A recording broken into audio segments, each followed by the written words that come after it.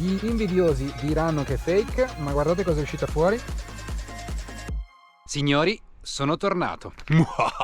Dopo una breve ma intensa pausa di una ventina di giorni in Corsica, nel quale praticamente non ho usato il metal se non per qualche stupida monetina in spiaggia, sono tornato finalmente nella madrepatria a cercare ciò che più ci piace, cioè la prima guerra mondiale. Ho notato che dei miei video in camper non frega niente a nessuno, quindi mi concentrerò sulla militare, sulla prima guerra, sulla storia e sui mercatini, sperando di fare cosa gradita. Ovviamente non siamo nella paradisiaca Francia, scordatevi gli scudi da trincea che saltano fuori come prezzemolo. Qua ci concentreremo sulle piccole cose in modo da potervi dare anche una spiegazione della minuteria, sperando ovviamente di trovare cose anche grandi. Un piccolo appunto: nei miei scorsi video, soprattutto negli shorts, ho ricevuto diversi commenti dove mi accusano di organizzare il mio ritrovamento. In pratica quello che dicono è che io mi porto uno zaino pieno di ferro da casa, porco di terra e arrugginito, faccio una finta buca e faccio finta di trovare il pezzo.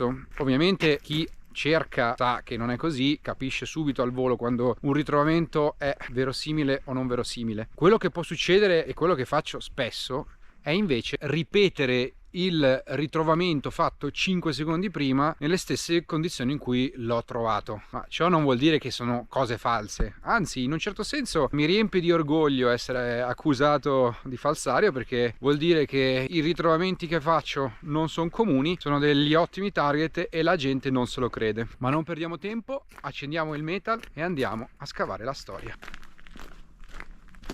Guardate, c'è il ricordo di un defunto sul sentiero e ho notato che hanno utilizzato un bossolo, verosimilmente da 75, come fioriera.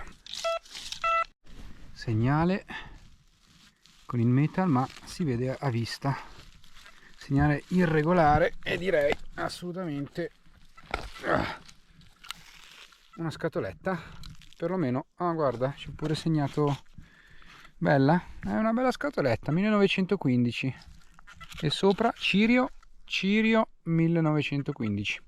Non sono un amante delle latte, però è proprio carina questa qui.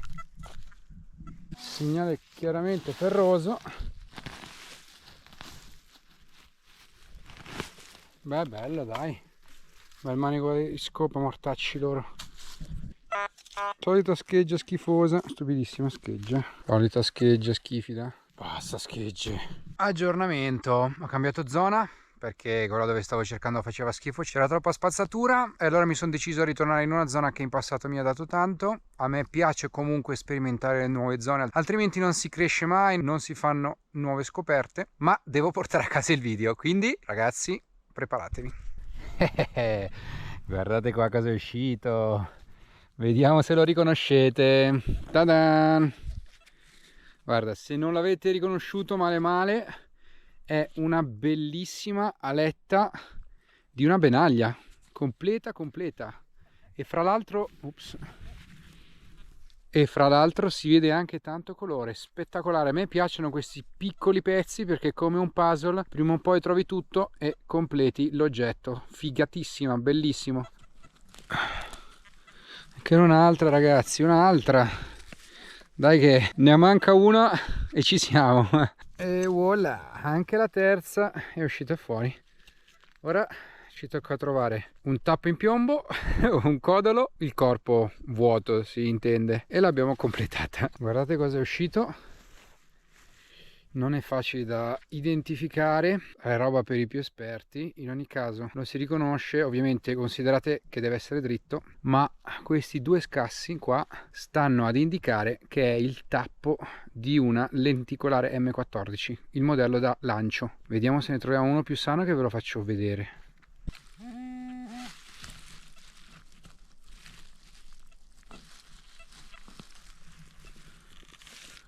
Ah, interessante. Credo sia la canona interna di uno Stox.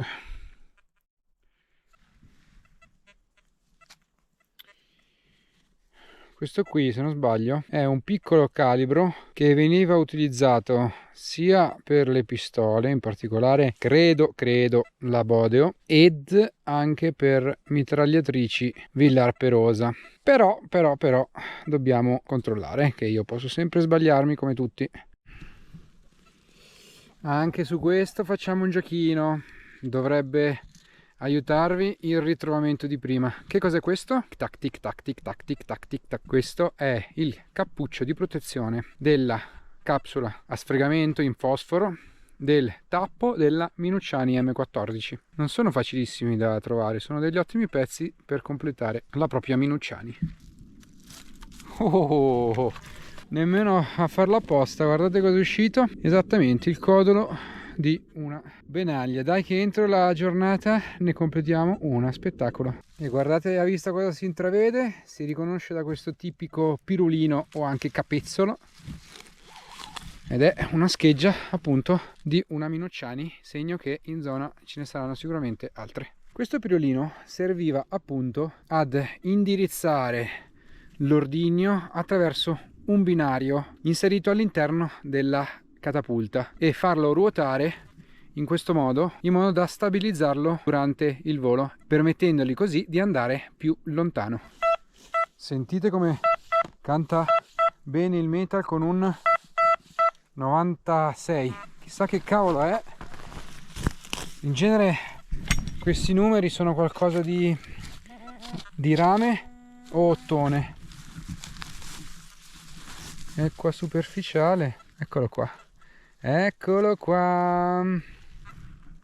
No vabbè, no vabbè, ragazzi, questo è un pezzo di una rarità estrema. Difficilmente qualcuno di voi lo ha identificato, perché questo è un pezzo veramente raro. Vi dico solo che questo materiale qua è Zama e questo materiale qui è latta. Questo, ragazzi, è un pezzo più unico che raro. Si tratta del tappo di chiusura che fungeva da innesto per il codolo di una rarissima bomba da fucile, in particolare per il modello Vetterli, quindi una delle prime bombe da fucile dell'esercito italiano, utilizzato pochissimo nella prima guerra. Lo hanno utilizzato semplicemente fino a quando non hanno finito le scorte, ma nasce all'inizio del Novecento e fu utilizzato più che altro nelle campagne d'Africa. Spettacolo, peccato solo che il codolo si sia rotto, ma questo, ragazzi, è un pezzo introvabile.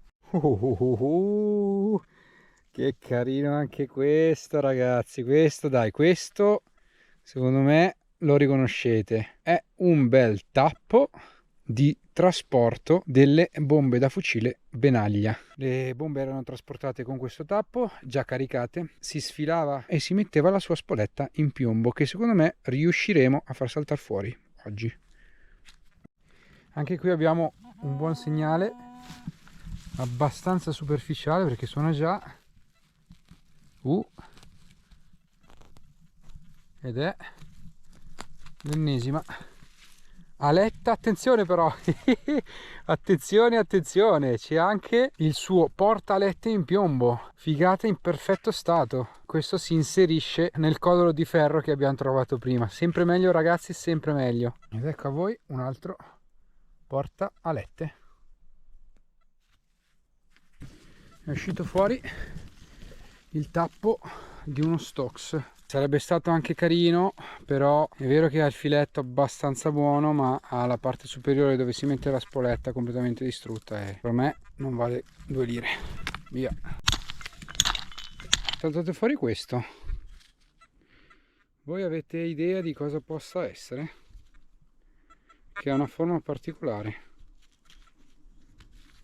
Sembra quasi un qualche cosa per essere piantato nel terreno. Che strano. Ragazzi, questo non ho la minima idea di che cavolo possa essere. Non ho mai visto una roba del genere. Sembra essere un tappo, ma la cosa curiosa, questa maniglia chiusa da 2 fasce rivettate. La roba assurda è questi denti che sembrano aggrappare il vero e proprio tappo. Mai visto una roba simile. Non ho la più pallida idea di cosa possa essere. 100 punti a Grifondoro se indovinate cos'è.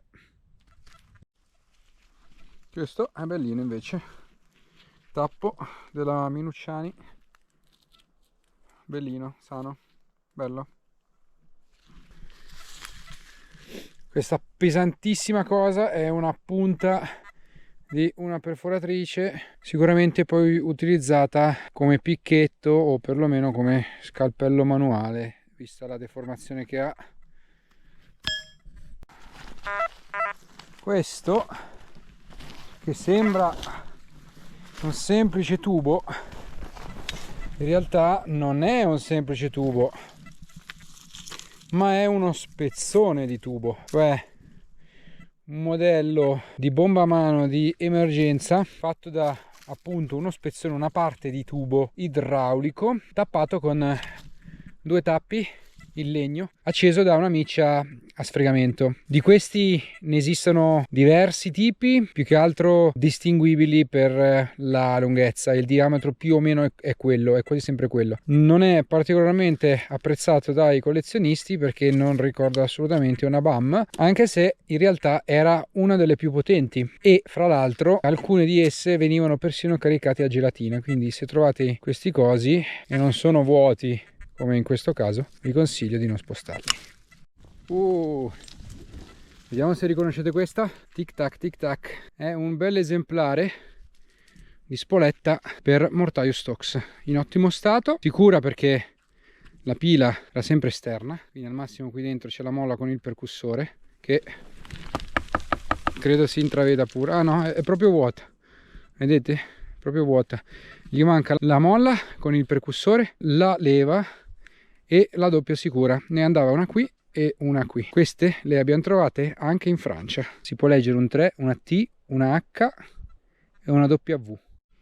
Come avevo predetto, è uscita fuori. Questo è un bel esemplare di spoletta per benaglia, quindi per bombe da fucile per il carcano. Ne furono prodotti praticamente due modelli, uno bombato, che è questo qui, e uno invece con la forma tipo di un vulcano, sempre con una vite in ferro. Ne esiste infine un terzo modello che però viene montato solamente sulle benaglia modello Gussi, che è un modello abbastanza raro, e si distingue questo tappo perché al posto di avere una vite qua sopra ha un quadrato di piombo. Questi ordini venivano tenuti separati dalle loro spolette con quel tappo di zama che abbiamo visto prima, e nel momento del lancio o poco prima veniva montata questa spoletta che aveva questa parte vuota riempita di polvere nera compressa ed una cartuccia simile a quella dei fucili, insomma, che quando percossa dal bussolotto per inerzia faceva accendere la polvere nera che era presente all'interno della spoletta, che a sua volta accendeva la granata intera facendola esplodere. Essendo conservate in apposite casse, quando se ne trova una è facile trovarne tante. Se non sono ancora state montate sulle benaglia,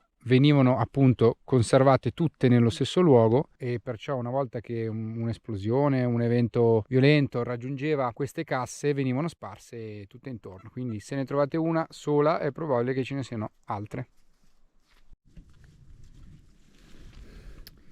Questo invece è il bussolotto appunto delle benaglia, brutto, schiacciato, ma si può apprezzare ancora la molla di contrasto che serviva per tenerlo in posizione prima dello sparo. Signori e signori, gli invidiosi diranno che è fake, ma guardate cosa è uscita fuori. Sbam! Una bella benaglia completa, ovviamente è sicura, vuota, quindi è praticamente solo un pezzo di ferro con 3 alette e una bacchetta.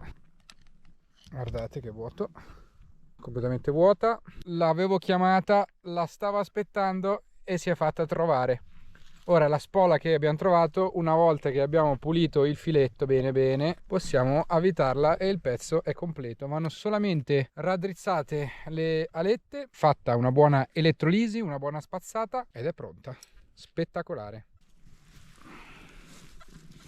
Tubettino di ottone vuoto. Ragazzi, non so cosa sia, però fate attenzione perché quando trovate prima e seconda guerra dei tubettini più o meno di queste dimensioni, anche più corti, sono quasi sempre delle cariche primarie. Quindi se sono dei tubettini ottonati, rame eccetera eccetera pieni, non li toccate perché magari non ci perdete la vita, ma qualche dito ve lo fanno saltare, cari miei.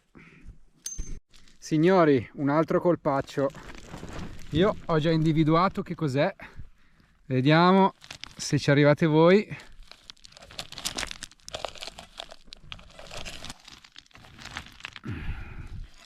Coloro che hanno pensato a una spaccamela si sbagliano di grosso. Piena di sassi. Aiutino lo abbiamo visto prima, pirulino per il lancio, quindi Minucciani M14. Proviamo a mettergli il tappo che abbiamo recuperato prima. Tac. Finita, completa, inerte e sicura.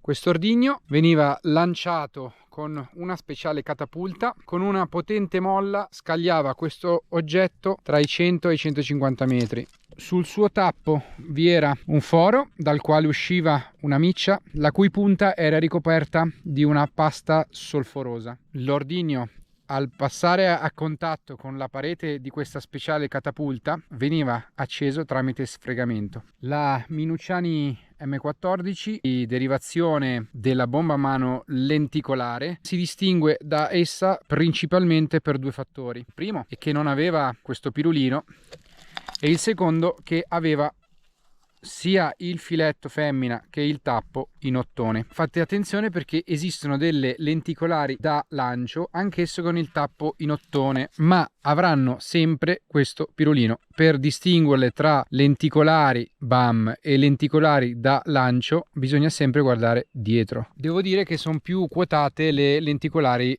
da mano, perché sono più antiche e si riferiscono ad un modello pre-guerra, quindi sono un pochino più rare. Signori, il sole sta calando, noi ci vediamo domani. Oggi è stata una giornata più da seconda terza linea, quindi pochi oggetti però buoni. Domani invece andremo all'avventura nella prima linea, sarà tutto un po' più dinamico e esploreremo anche un po' di trincee e bunker. Alla prossima, ciao ragazzi.